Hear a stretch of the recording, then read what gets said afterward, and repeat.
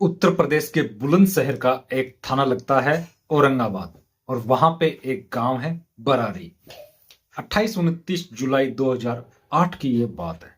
रात का समय था। एक बाप अपने बेटे के साथ अपने खेतों में जाता है ट्यूबवेल के ऊपर, और वहां जाने के बाद में वो लड़का अपने चाचा का मर्डर कर देता है।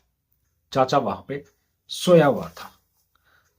चाचा मर जाता है। उसके बाद में दोनों बाप बेटे घर आते हैं और उसी चाचा के परिवार वालों को मार देते।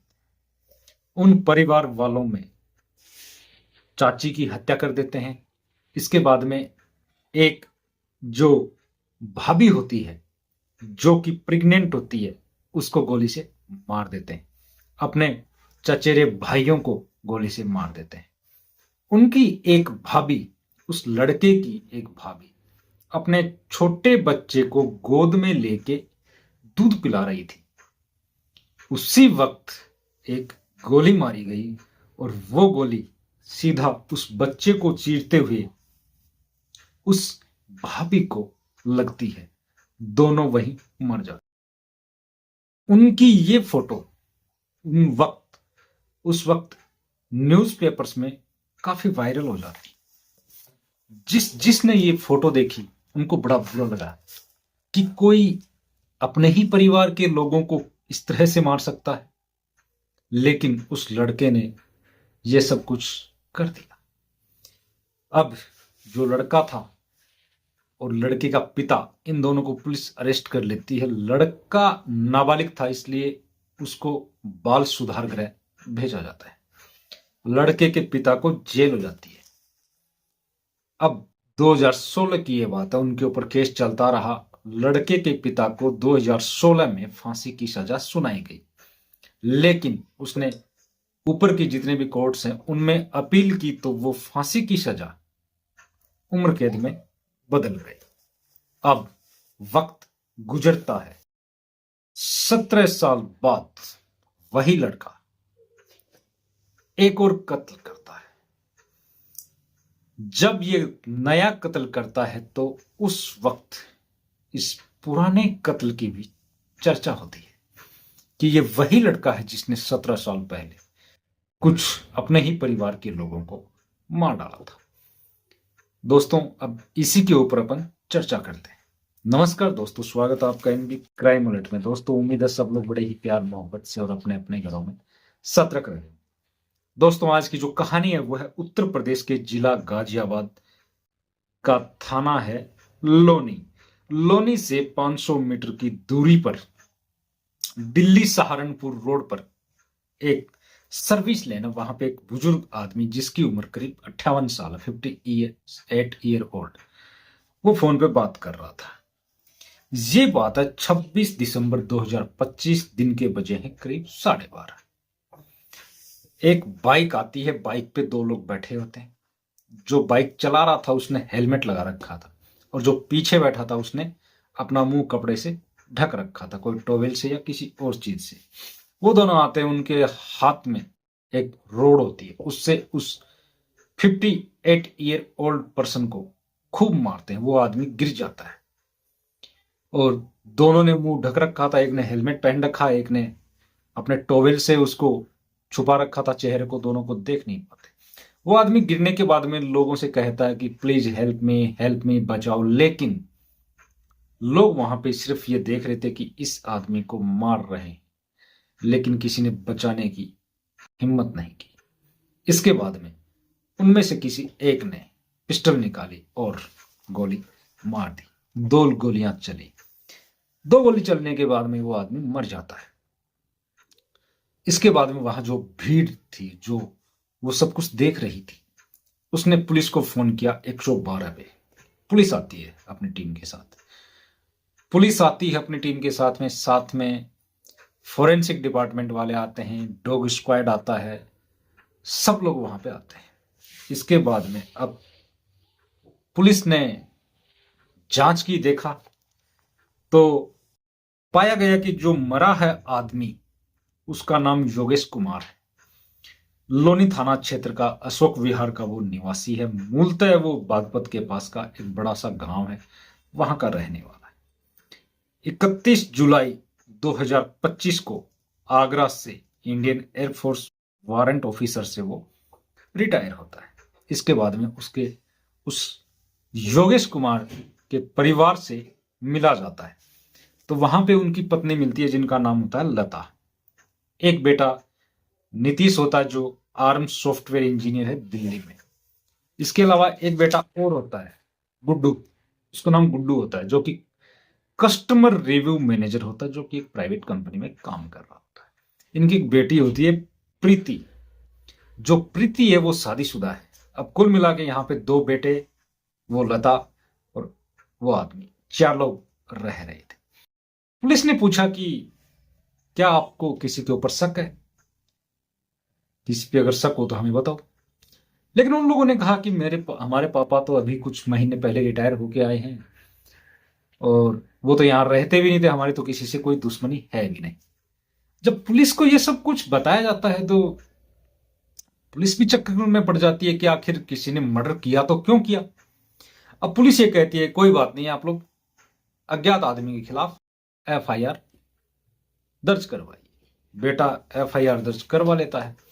इसके बाद में पुलिस अपनी टीम बनाती है, क्योंकि बात एक एयरफोर्स रिटायर ऑफिसर जिसकी किसी से कोई दुश्मनी नहीं। तो पुलिस ने यह सोच लिया कि कैसे भी हो इस केस को सॉल्व करना है जल्दी से जल्दी। पुलिस ने अपनी टीमें बनाई, सीसीटीवी कैमरे खंगाले गए, सब जगह देखा गया। 500 से ज्यादा सीसीटीवी कैमरे खंगाले गए। एक सीसीटीवी कैमरे में वो बाइक जाती हुई दिखाई देती, वो वहां खड़ी होती है और उनमें जो शख्स थे वो उतर के पास के घर में जाते हैं। तो पुलिस को यह पता लग गया कि ये वही शख्स हैं जिन्होंने उनको मारा है। अब वहां उस नंबर प्लेट पे जो गाड़ी के नंबर थे, सॉरी बाइक के, उनसे नंबर लेके वहां से आरटीओ से पता किया जाता है कि ये किसकी बाइक है। वहां से जब पता चलता है कि इस बाइक का मालिक सलमान नाम का एक आदमी है, वहां से एड्रेस मिल जाता है। पुलिस सलमान के घर पहुंचती, वहां सलमान मिल जाता है। सलमान से पूछा जाता है कि उस दिन तुम उस बाइक पे थे। उसने बताया कि सर मैं उस बाइक पे नहीं था, उस दिन मेरा एक फ्रेंड मुझसे बाइक लेके गया था कि मुझे कोई काम है, यार तू अपनी बाइक मुझे दे दे, तेल में डलवा लूंगा, मुझे बाइक चाहिए। सर मैंने उसको दी। अब सलमान से पूछा गया कि तुम्हारे उस दोस्त का नाम क्या है, तो सलमान ने उस दोस्त का नाम बता दिया। उसके बाद में जब पुलिस पहुंचती है तो जो नाम बताया वो था अरविंद कुमार, जो बरारी का रहने वाला है, करीब 34 साल का। अब पुलिस पूछताछ कर रही। पुलिस ने पूछा कि आखिर तुमने उस आदमी को क्यों मारा। तो उस अरविंद कुमार ने बताया कि वो आदमी अपनी पत्नी को बहुत मारता था, बेरहमी से मारता था, और यह बात उनके बेटों को भी पता थी। घर में जब झगड़ा होता, जब बाप उनकी मां को मारता बच्चों के सामने, उनको बड़ा बुरा लगता था। वो मारता क्यों था? क्योंकि उस आदमी के कई औरतों के साथ अफेयर थे, 58 एज में भी। और वो इनको कहता था कि तुम अपना बंदोबस्त कहीं और कर लो, यहां तुम्हारा कुछ भी नहीं। रिटायर हुआ, रिटायर होने के बाद में जो पैसे आए वो भी इनको नहीं दिए, उन पैसों से इनका कोई लेना देना नहीं था। वो शौकीन आदमी था औरतों का, कैरेक्टरलेस था। इसलिए वो लड़के परेशान हो चुके थे। लड़कों को ये पता लग चुका था कि आगे चलने के बाद जमीन और ये घर, ये आदमी हमें कुछ नहीं देगा, हम सड़क पे आ जाएंगे, हम कहां रहेंगे। इसलिए उन्होंने ये प्लान बनाया, एक शूटर को हायर किया। उस शूटर का नाम था नवीन, जो कि यूपी पुलिस के अंदर मीडिया सेल में पोस्टेड था, ऐसा पुलिस ने बताया। इस नवीन की पत्नी भी कांस्टेबल है। और मैं आपको बताऊं, नवीन और अरविंद दोनों आपस में साला जीजा हैं।